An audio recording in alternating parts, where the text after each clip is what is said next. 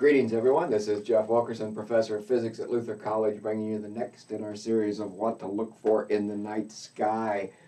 We've got May 29th, 2023 this week. So, we'll start. Lucky you.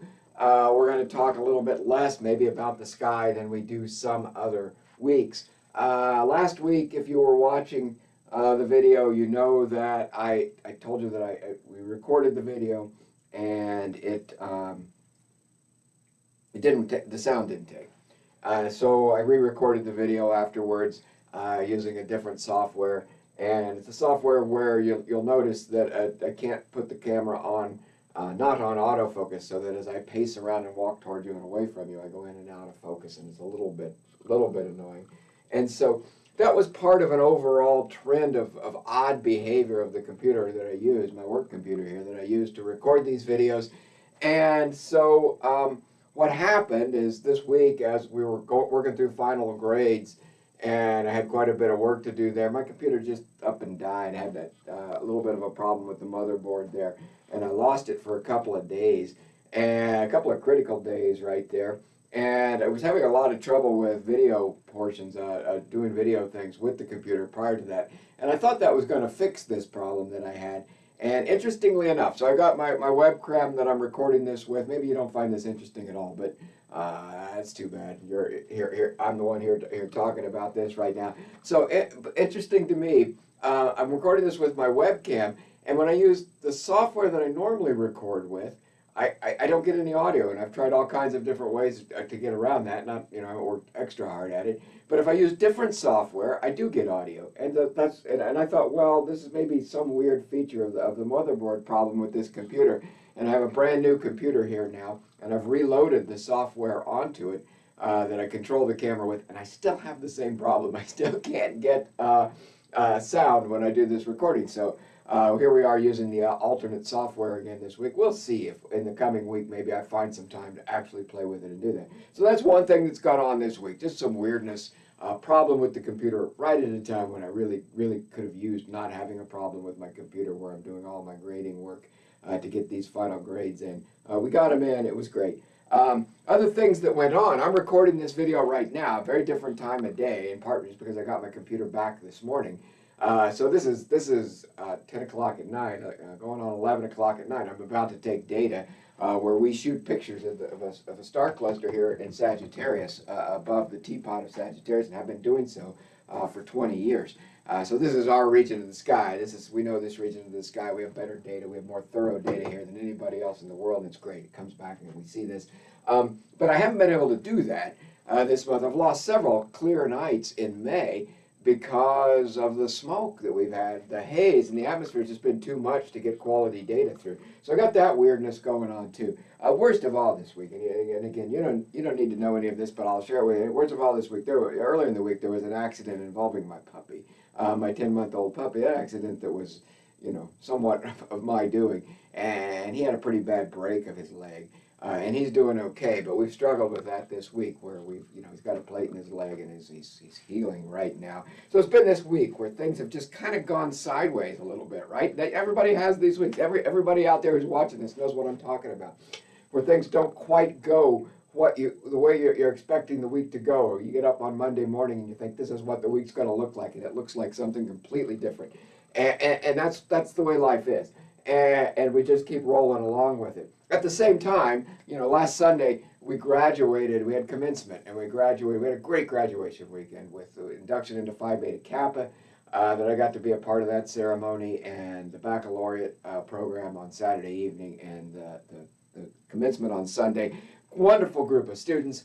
For the first time ever in my life, I've taught the general astronomy class in spring right before graduation weekend like that. And I got to know a lot of students who were graduated, who went through commencement. It was fun to see them. I know a lot of the students, and I've had a great time working with the students when they graduate. But a lot of times they took my class as sophomores. And so it's been a couple of years when I see the general astronomy students go through there. And this was fun to see students I just had in astronomy class where we talk about the whole universe in 14 weeks, walking through that line to get there, to recognize their graduation. And so this was a great weekend, and as always, we have great physics students graduating and off to do wonderful things. People that I have worked with closely for all 4 years that they've been here, so that they're just fabulous. Good stuff going on. So I had a chance to get out this week and get out into the natural areas around here like I like to do in a way I hadn't for a while because I've been busy, and that was great. That went really well. So there's this mix of, all of this is to say it's a mixed, odd week of great stuff and you know, it's a little bit of trials. A little bit of struggles with things going on this week that since you last saw me talking into the camera here a week ago. And so this is all this going on, as it does in for everybody, all the time, everywhere. But the point there is, the reason we talk about that is the sky keeps coming back every night. You know, the smoke hid it from us just a little bit, but the sky keeps coming back, and it's there, and the stars are there, and they're changing, as we've talked about. There's stuff changing night to night in the sky, year to year in the sky, week to week in the sky, month to month, whatever time scale you're looking at, there's stuff changing in the sky. And we've been tracking that all spring into summer here, and it's been good. But there's something reassuring about a patch of sky that is home to you that just keeps coming back. And so that's what we're talking about here. Sagittarius, I just told you, for me, that's the thing. Every summer, as we turn to summer right now, this region of the sky, Scorpius into Sagittarius, toward the direct center of our galaxy, this region of the sky is that for me. It's really comforting for me to see the sense of stability with the return of Scorpius and Sagittarius every summer as we sort of turn the calendar to June here. We go from May 29th, we are this week, and we turn it into June. And then July and August and into September, these are high in the sky. So now these are up before midnight. So by the time you get to midnight, they're pretty well placed. Scorpius in particular, by 11 o'clock at night, Scorpius is getting to be pretty well placed for observing to the south. So you go out and you look south. If you're a mid-northern latitude observer like I am, you look to the south and you'll see the teapot of Sagittarius. There's the body of the teapot, there's the spout, there's the lid, the handle's back here. So you see if you can identify that teapot. It looks like it's tipped up to pour tea, hot tea on the tail of the scorpion. And so we'll look at a little bit of Scorpius. Now, there's a lot of interesting things, really fun things to see. But this week, the moon is filling out and heading this direction. So the bright orange star Antares is the brightest star in the region right here in the heart of Scorpius. By the end of the week, the moon will be impinging right here. So by the time we get to next weekend, where we're into June 2nd, 3rd, 4th, the moon is tracking into Scorpius here and getting right on top of Antares and in the head of the scorpion down in here. But if you catch this early in the week, the moon's still far enough away that you can see some things. But the moon's big and bright and filling out toward full, so you can't see a lot of the interesting things like the Trifid Nebula or the Lagoon Nebula or some of the fainter globular star clusters that are down in this region, M22, even M4, which is right here, just big, spectacular globular. You have trouble seeing them this week. So we'll come back in a week or two and talk about some of those objects. But let's just talk about the stars here. And so you've got Antares that anchors this, and you've got three bright stars out in front here that mark the head, and a couple of fainter stars of Scorpius. Beta is this northernmost star of those three that are right there. This is the alpha star. There's the beta star, Acrobgraphius in Scorpius, just off of Beta. One of these other fainter stars is Nu, and the Nu star is it's a quadruple star system, and so pretty easy to split. You get your small telescope out, and you can split Nu into two stars, 40 arc seconds they are, so 2/3 of an arc minute. An arc minute, a degree, you hold your finger out at arm's length, and that's about a degree. And a degree is split into 60 arc minutes, and every arc minute is split into 60 arc seconds. So this is 2/3 of a 60th of a degree. Pretty easy for a small telescope to split. But each of those is then split into subcomponents, a little bit harder, 2.5 arc seconds roughly, and 1.25 arc seconds are those two pairs. So they're going to look something like that. Those are going to be relatively hard to split, and you'll need good skies to be able to do that. And you're looking so far south, it's hard to get those good skies. Now, if you move up the direction from Antares, about 8 degrees, Antares to Acrobgraphius and on up straight north up this direction, you come to Xi, and this star is a multiple star system. People usually count 5 stars in here, some widely separated and some very close. And so this is a great system to go out and try to explore a little bit and enjoy those stars. If you go the other direction, you go down the sweep of the tail. The first fainter star you come to next to Antares is Tau. And from Tau, you drop down to Epsilon, as we're doing this sweep of a scorpion's tail around here. And from Epsilon, you drop down to Mu.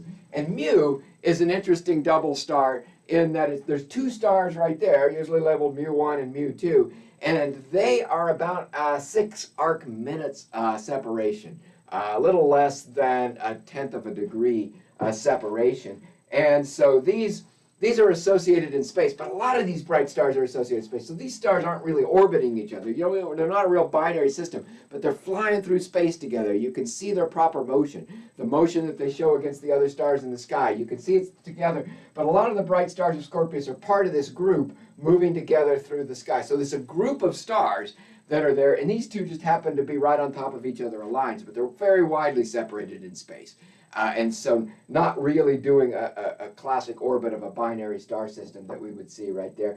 And it's fun to compare them. The Bend star in the handle of the Big Dipper. So if you live in the north like I do, you might be pretty familiar with the Big Dipper. And you come out here and there's a star in the bend in the middle of the handle right there that's actually a double star, Mizar and Alcor.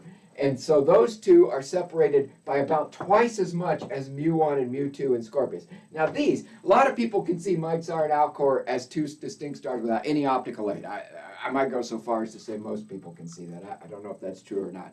But a lot of people can see those as two distinct stars. And this is half as much separation. And there's certainly we think people can see these too, but this is really starting to test your eyesight, especially looking so far south. This barely gets above the horizon for me, just down in the milk, the soup. So if you live as far north as I do. But that's a fun target to try. So let's learn these stars. Let's pay attention to these. Let's watch the moon fill into this. Well, all of this is going on as the week progresses. Over here in Cancer, so this is a different part of the sky. Just after sunset, we got Mars. And we've been tracking Mars with Venus. Venus is closing on Mars. So just watch Venus, big bright Venus getting closer to fainter red Mars over there. But Mars, remember, everything's in prograde motion, as we've been talking about, moving to the east against the background stars. Right at the heart of Cancer is the Beehive Cluster, M44. And it's a beautiful, beautiful star cluster. You can see it easily with a pair of binoculars. And you want to try to check that out. The moon's not your friend to do this week, but the moon's pulling further and further and further away from this region of the sky. So by the time you get to the evening of the 2nd of June, so the evening of the 2nd of June, Mars is actually going to walk right across. It's going to look like it's a member of that star cluster. So it's getting closer and closer and closer to this star cluster, and by the 3rd, it's already pulled out on the other side. So this fun to just track the motion of Mars, but to see it with a bright celestial object like that, an open star cluster, a group of hundreds of stars right there together. Mars is going to pass right through there. Venus is on its way there. Venus is tracking behind it, trying to catch that. So give that a shot this week. If you have a chance, you want to watch it every night of the week. If it's clear and you want to watch it make this approach to the Beehive Cluster, Mars there, use your binoculars if you've got them. But if you only have one night, June 2nd is the night to get out and do that. So that's what we got for you. Some stars that we want to become more familiar with, good old friends in Sagittarius and Scorpius. A chance to observe some double stars. See if you can compare Mu in Scorpii to Alcor, Micor and Alcor and Mizar, good grief, in the band of the handle of the Big Dipper. And then let's watch Mars. Venus closing on Mars and Mars passing right across the Beehive Cluster in Cancer. And that's the week ahead for us. As always, everybody, thanks for watching, and we'll have something new for you next week.